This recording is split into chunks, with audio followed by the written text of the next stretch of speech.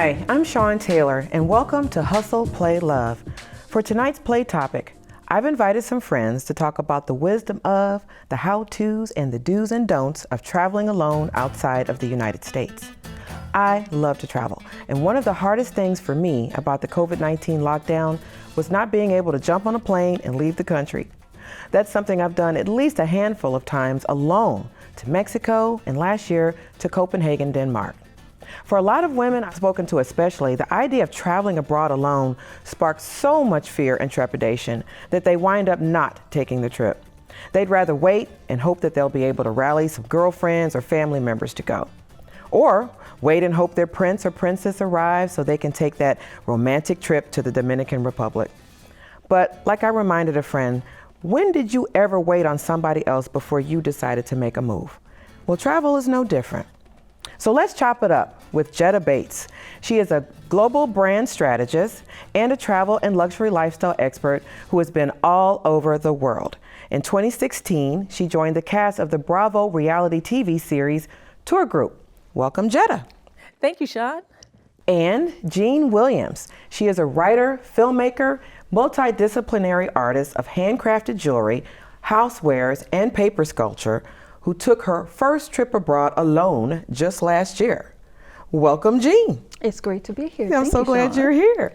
And so, Jean, you have to know that this whole show was because of you. I didn't even have a show when I came up with an idea for this segment. Yes. And it's because of a conversation. I ran into you last year, and you were like, I'm afraid to take a trip alone. And, you know, I had to sit you down for a minute and say, why? So what was the reason why you just were afraid to get out there and do it? Or you were afraid you wouldn't have a good time? What was it? I don't know, actually. I don't know if I thought maybe, you know, if I went away, I wouldn't want to come back. Well, I don't know what the impediment was. It's still a mystery to me. And people would always say to me, you don't have a passport? Because I didn't have a passport. That was part of the conversation. Okay. And I didn't get one until last year in April when I was 53 years old. And that broke the long track record. Everybody in my family has gone out of the country and traveled. I don't know what the impediment was. Maybe it was some kind of fear. And I never imagined I would go somewhere alone. You know, I thought if I traveled, I would be with family or with friends. So where you ended up going to Portugal? I ended up going to Lisbon, Portugal for a very specific reason, actually. I wasn't going on vacation. I'm looking for somewhere to retire, right? Okay. And so friends like you, Maureen Jenkins, who we all know, who's an international traveler, she's also a very good friend of mine. And, you know, she's influenced me.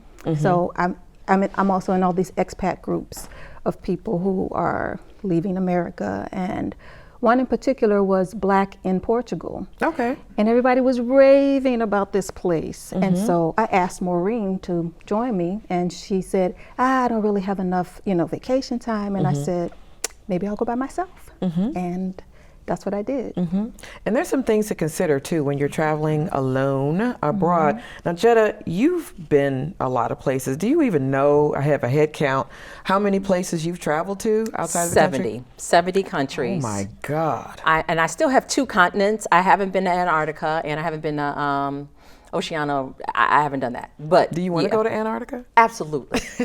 like sign me up. Just really. And you said, no, I remember you telling me you've taken most of these trips by yourself. That is correct. I have. I mean, even though, you know, I've been partners, so on and so forth, or I might go for maybe work. But even with work, you know, I'll like jet off, you know, because you want to take advantage of that. Like, okay, they're flying you out. Like, okay, so where else can we go since I'm already there? So yeah, I have. So what is it that you take into consideration when you're traveling alone? Obviously, it's a little bit different than when you're with a group. Correct. But what are some of the advantages of being there on your own? Okay, so this is really cool, and this is interesting.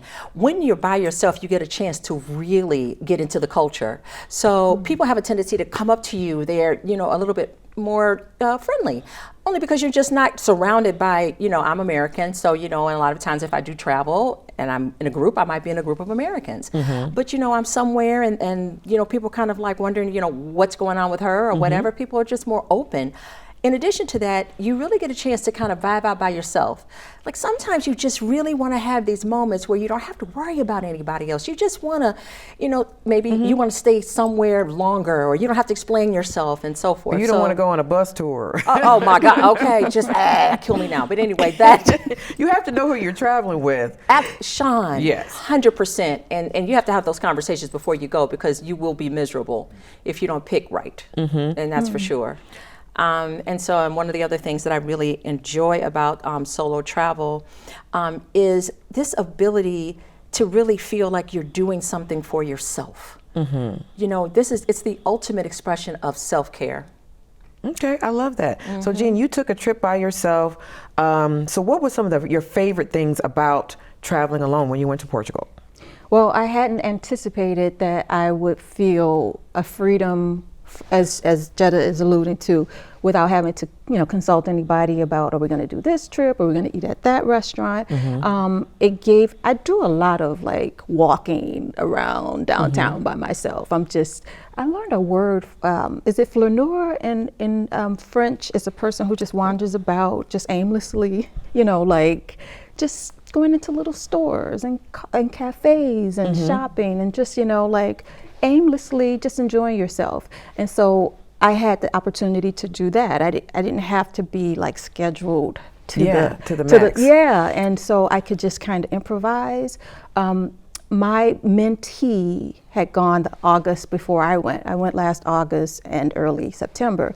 So I'm lazy. I don't want to do some people love the planning. I said, I do. I love it. I don't like that part. So I said, Kimby, just give me your itinerary and I could just cherry pick from what she did. And that's exactly what I did. I did some of the day tour type things. I took a day trip to Sintra. There was so much to do in Portugal. And when you do a tour, I would say this, everybody's not tour people. But if you do a tour, at least you're there with somebody. You're on the tour with other people. And you have a chance to meet other people, like vacation friends. Yes. I love vacation friends. Some people don't. I love vacation friends. We don't always keep in touch with our vacation friends. But I know you meet a lot of people. You keep in touch with your vacation friends? As a matter of fact, I do. I have relationships all over the world because of that. And thank God for social, thank God for TikTok, thank God for Instagram, because if not, like, I don't know if I'd be able to do that, you know, as readily. It's easier to keep in touch with them now than it was back in the day. Totally. And one of the things I will say about doing a tour, if you do it in the beginning, and that way you get the lay of the land. And then you do get a chance to meet some vacation friends. And who knows, you guys hook up later, but now after you get the lay of the land, now you can go back, I remember that little store, I remember that little, you know, that thing, whatever it is. So that's kind of dope. Yeah, I mean, like last year when I went to Copenhagen, now I have a friend who lives there, and that's another way to travel alone too. If you have friends in those countries, that's a great country to go visit. You might not spend the whole time with that friend, and I didn't, but I have never made such great vacation friends in my life as I did in Denmark, and we keep in touch on social media. I even met a brother from Jersey over there. You know, you meet other Americans that you know stay friends with, and I actually have stayed pretty good contact with my vacation friends. They're a lot of fun. Yeah. So I wanted to talk about this topic, girls' trips. A little bit of opposite of traveling alone, but a lot of times people, that's their option. Rather than traveling alone, they'll do a girls' trip. I've always wondered, you know, is that the satisfying? You get the same satisfaction from doing a girls' trip in the Caribbean as you would a trip either alone or with a romantic interest? Ooh, that's such a different kind of vibe, right? It depends on what you need. So for people who are already married, one of the things I always talk about, married partner, whatever that looks like, you need time alone with your friends to connect. So I think that's when you get a chance to really like, you know, finally put down, like if you have kids, if you have whatever that looks like, you could leave all that there and then you could just be like what you were like maybe back in college or maybe, you know, when you weren't as tethered to all the things. I think you do get a chance to like also have these memories that now you could bring them back and then, you know, you can have inside jokes and just look at each other and be like, yeah, girl, yeah, you remember that? You know, like Exactly. I saw a post, I follow this group on Facebook called Girls Love Travel, and it just so happened today I saw a post about a woman who was traveling in the Douro Valley in Portugal, and she said that some guys at a nearby table, I guess they were at a wine tasting, and it's almost like they wanted to make sure she heard. One of them said, "Oh, poor girl, she's all alone." Oh my. Yeah. I was like, do people feel sorry for you when they see you travel alone? And is that something we should even be worried about? I mean, did you get any of that when you were there? I didn't get any of that at all. No. They speak a lot of English over there, so I didn't feel out of sorts in terms of communicating with people. And the tour groups, like I took this tour, Naki's African tour, right? And that it's like a 4-hour walking tour. And that became like an all-day thing. So everybody who was on that tour went to different like restaurants together. We went drinking together, and we were from all over the place. And some people, there was actually a couple from Chicago who was on that trip that I met. Oh, cool. A young married couple. So there were other married couples. I met solo female travelers. I didn't get any of that at all whatsoever. Actually, the Caribbean is one of the best places, I think, to travel alone, because you are going to get a lot of solo travels and a lot of other groups travels, groups of women, groups of men. A lot of times, you know, those groups collide and you end up hanging out, you end up dancing at the party, you end up having breakfast together the next morning, you know, so it's pretty cool. And I think a lot of people think couples don't want to be around single people. I found it opposite. I've actually met couples on trips that, you know, don't let your mind go wandering crazy now. Okay, wasn't nobody even going there. Like, who's going there? No. Nobody was. I was. Like, hey, baby, no. But you know what irritates me, though, is that most travel is based on couples. You know, and it's like, I'm at the point now, I don't want to share a room with my girlfriend anymore. I just don't. And so it is more expensive to travel alone. Is there a way to get around that, Jetta? Now this is, well, you want to look at the season, right? So that's always the thing. And you know, you go on shoulder season and so forth.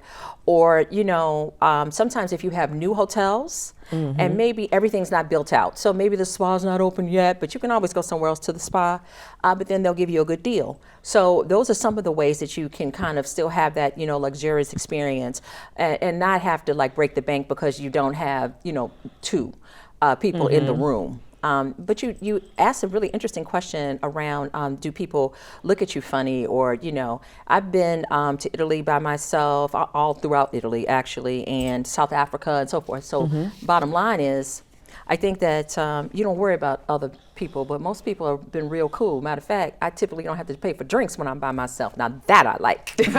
Yeah, that is an advantage. And I get a little irritated by you have almost to pay double if you're single, but I think one way to get around that is just to find out before you go, whether or not, okay, if I want to go jet skiing, if it's based on double occupancy, am I going to have to pay for double occupancy? Or, you know, are you going to jump on the back and go with me? You know, like what's up? And I remember having that conversation when I was with someone in Mexico during a tour. It's like, it's just me. So don't punish me for being by myself. But some places do and some don't. Make a friend in line. Shoot. Make a friend in line. Because I'm not above it. Well, okay. How you doing? All right. You want to go do this thing? Okay, come on, let's go. I never thought about the aspect of being solo and the cost of it or anything. I was just there having a great time. And, you know, actually friends helped me to travel. So where are you guys headed next? Where are you going? I mean, this is interesting. Do you know? Antarctica. Right, Antarctica. But you know what's interesting? I haven't been to Portugal, and I have friends there. I've been waiting. Oh, okay. And then Croatia. Croatia has a boat week. And so I have definitely that, because I'm a huge sailor, so I've got to go do that. And what about you, Jean? You've done it once, you ready to go again? Yeah, I mean, everybody's been to Paris except me. So, you know, Paris or somewhere like Barcelona. Okay. Well, if you want to go, I might be able to go to Paris with you, so let's talk about that later. Yes. You know, we have a friend who might be living there. Exactly. Well, ladies, thank you so much for the conversation, and we will be right back.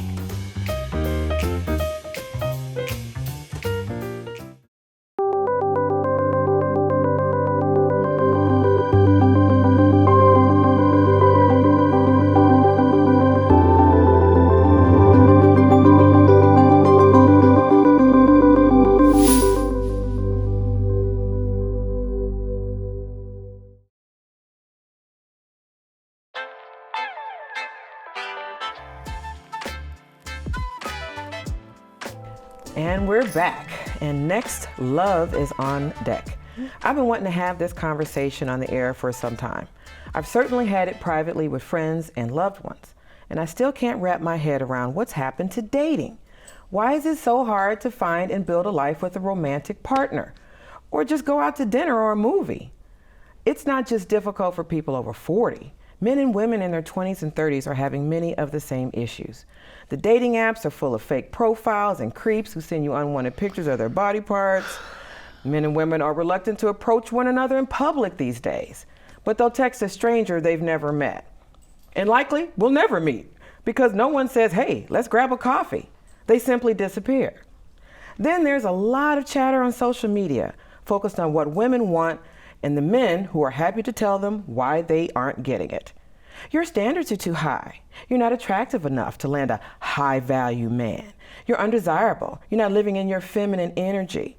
You're not subservient enough. You won't let the man lead, lose some weight. And at the risk of being attacked, we're going to talk about it with Gina B. She is a corporate consultant by day and a relationship podcaster and co-host of the Chris and Gina Relationship Show, which airs Wednesdays from 7 to 8 p.m. on Facebook Live and is also available on YouTube. Gina and her co-host tackle marriage, dating, sex, money, and other topics filter-free. Welcome, Gina. Hello. And actually, I'm going to correct you a little bit. It's 6 to 7 Central. Oh, 7 6 to to 7 8. Central. Yes, 7 to 8 Eastern. Okay. Yeah. All right. Sounds good. So, and Chris is with a K. Okay. Yes, Chris with a K. Yes. So, okay, dating is different now. So different. So different. Yes. You know, we've been chopping this up for a long time, and it's not like it used to be 20, 30 years ago. You know, so what is happening? Was it the apps that kind of messed things up? I thought that was supposed to make it better, but it certainly changed it. No, it changed it. It's giving people the feeling as if there's an endless supply of inventory. Okay. You can just swipe right. Just keep swiping. Is it swipe right when you're saying no? Swipe left. Anyway, I've been with my now husband for almost 15 years, but I remember online dating. And even 15 years ago, people were doing the same thing they're doing now, but now they're doing it on a larger scale, like lying and sending bad body parts and all that stuff too. Yeah. But I mean, even before apps, I mean, isn't there people out here always, think there's more options? I mean, that was kind of still already part of the culture, like I'll date you, but I still kind of keep my options open. Yeah. And then hookup culture, that also kind of, degraded the scene, because a lot of these apps they're not looking for love, they're looking for right now. Right. And that's what Tinder was kind of about. And that's what Tinder was about. Yet I know somebody who met their husband on Tinder. I know people. I guess before it became a cesspool. Exactly. So I know I alluded to some of the things that the chatter that we're hearing on social media. I just don't know that social media and everybody expressing what they think about everything 24/7 has been the best thing for us. But one thing I'm seeing a lot of is a lot of men telling women what they need to do. It's weird because you never see women telling men what they need to do to get a high value woman. Now it's all men telling women what they need to do. So what position are we playing? Kind of? Okay. So the only thing I'll say, there are a lot of men telling women what to do. Okay, so you're right there.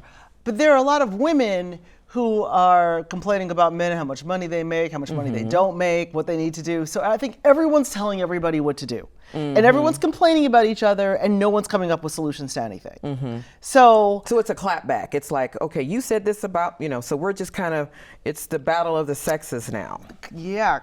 I hear a lot of, well, he's not making enough money. And that's actually in retaliation to men complaining about women. It's like, well, look, we're working every day, and if you want a specific kind of woman, then you also need to make enough money so I can stay home, and you don't. So, I mean, if that's what you want, so I think everyone's working from their own advantage, and nobody's really solving the problem. I guess what I don't like is like the attacks on appearance. I see that a lot. Like a woman will express something on social media about something, personal to happen to her. I saw a woman that talked about, she went on a date with a guy and all he did was talk about himself.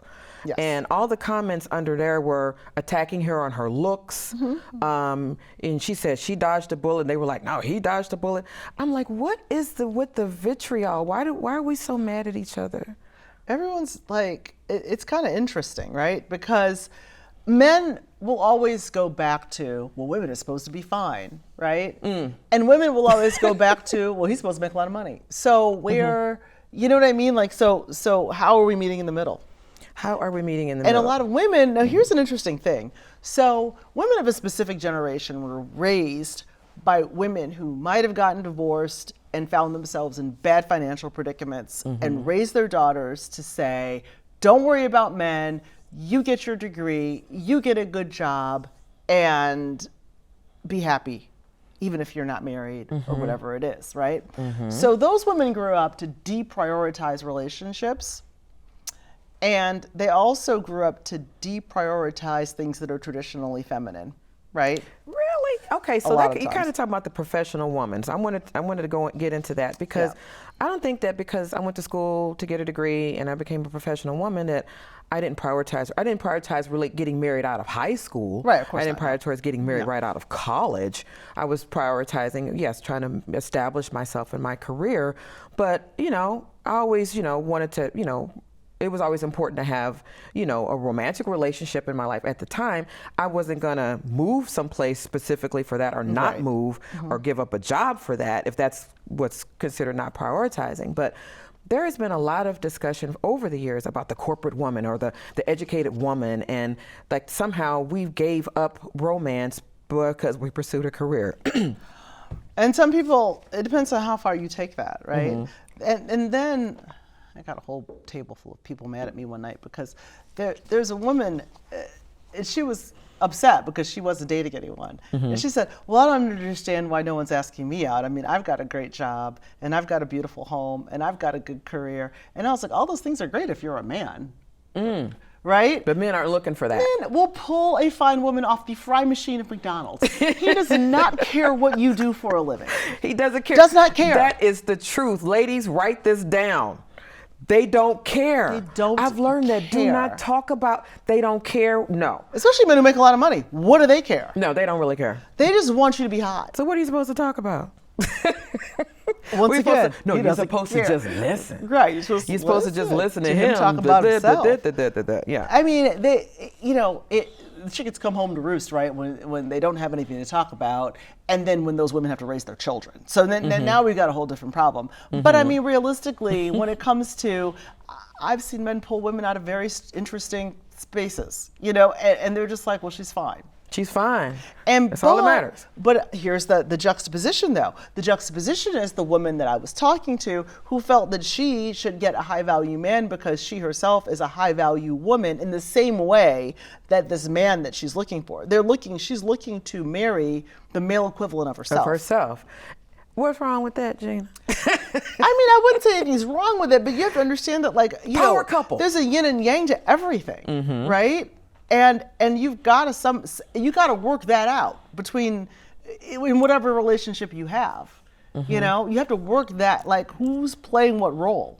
Yeah. And there are a lot of men who are playing roles that some people would consider traditionally feminine. There are a lot of women Raising who the are kids. raising the kids. There are some women, but you've got to work that out between the two of you. And if those things don't align, then it's not going to work. So is the power couple not possible unless you're a celebrity, unless Jay-Z and Beyonce, or Dwayne Wade and Gabrielle Union? I mean, does that work? Is There's rumors that they're not Well, we working. don't know. I But don't know. the power couple. I mean, I think a lot of women, we do think that if we got into our minds, we went and did all of these things, it would make us very attractive to men. And now we, are starting to really realize that's not what they're looking for.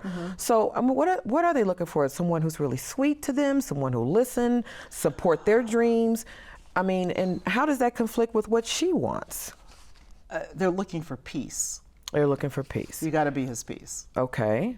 Yeah, and okay. And when I say that, that doesn't mean undermine yourself, right? What I mean by that is make yourself a peaceful place to be. Okay. Like, make your home a place he wants to go to every single day. Now, of course, he's got to reciprocate. I mean, it's not just about his, it's got to, but that's what men are really looking for. Do they listen to your, I grew up with a lot of male friends, like a lot, an inordinate amount. And the thing that I would hear them say the most about women they were with is like, oh my God, she's arguing all the time. Like, I don't want to go home and argue all the time. I just don't feel like hearing it. And it's like, well, what if you're wrong? He goes, there's a time and place for it. I just don't want to hear it. And there's a lot of people that are very dedicated to arguing. And so those women are not going to be the people that men want to be around. But you're, in a different space where you're listening. You listen to what the guy's saying. I listen, but how do we get back in the middle? can we not be so, first of all, let's not attack people physically. Yeah. That's so high school. Well, if you don't like someone physically, then don't go there. Yeah. Like, you just don't need to, like, don't be with someone and then, like, she'd be fine if she lost 70 pounds. I mean, like, why are we even having this conversation, right? Exactly. Why are you even And I don't think talking that to her? women are going, a bunch of women are going after men that they think they can't get. Right. Honestly. Well, you have to understand that we're in the Instagram society. And they think that these women are accessible to them. So some of it's perception, right? Like, I could get her. Really? Slide in those DMs? Yeah, right. She respond to you? Did she respond? Exactly. Thinking she didn't. And is that So it even goes real? both ways, yes. Is that even real? I don't know if that's real. Yeah. I just, here's my theory. Okay. My theory is we stay in bad relationships too long. And That's true. when you do that, you end up exposing yourself to trauma that you don't need. And when you do that, That's number 2, ladies. you end Write up that down. taking that trauma to your next relationship to a person who doesn't deserve it, or that becomes your normal. That becomes your because normal. it's amazing what you can get used to.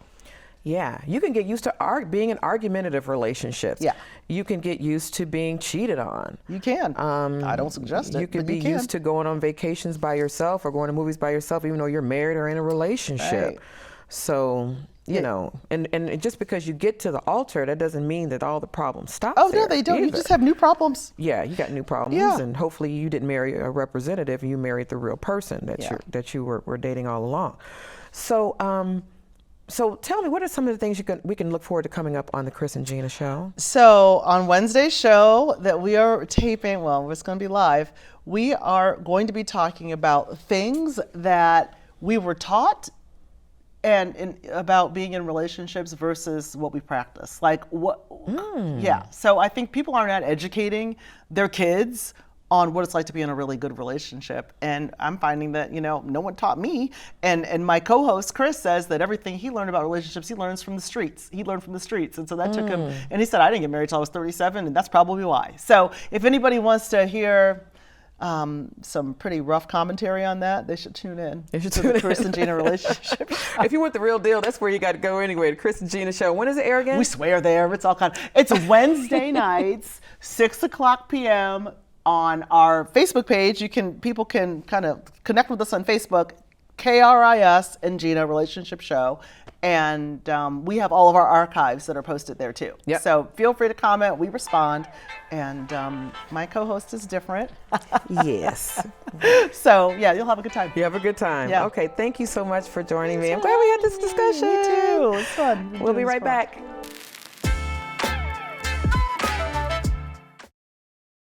I'm Ugo Waltab, host of the program 3 Questions With. From books to digital resources, public libraries offer a wide range of materials that educate, inspire, and empower individuals. If you are an immigrant in this country, you don't know everything that's offered right in the library. So when they come here, they don't know that a library provides all these services besides just books and internet or computer use. Join us on Wednesdays at 7:30 in the evening via Channel 19, streaming on cantv.org and the Can TV Plus app. That's a wrap on another episode of Hustle, Play, Love. I'd like to thank my guests, Jetta Bates, Jean Williams, and Gina Barge. And if you missed the connection between tonight's love and play episodes, let me sum it up. Don't wait. Don't wait to travel. If you're waiting on love, or even for your friends or family to get their money together, you could be waiting a long time. Life is meant to be enjoyed and experienced in the present, so get out there and live it. And who knows? Your love may be sitting at a cafe at a piazza in Italy or on a beach in Zanzibar, waiting for you. I'll be back next week with an all-new episode of Hustle, Play, Love. You can rewatch the show on cantv.org or download the Can TV Plus app. Until then, stay on your hustle, play like you mean it, and love like there's no tomorrow. I'm Shawn Taylor. Good night.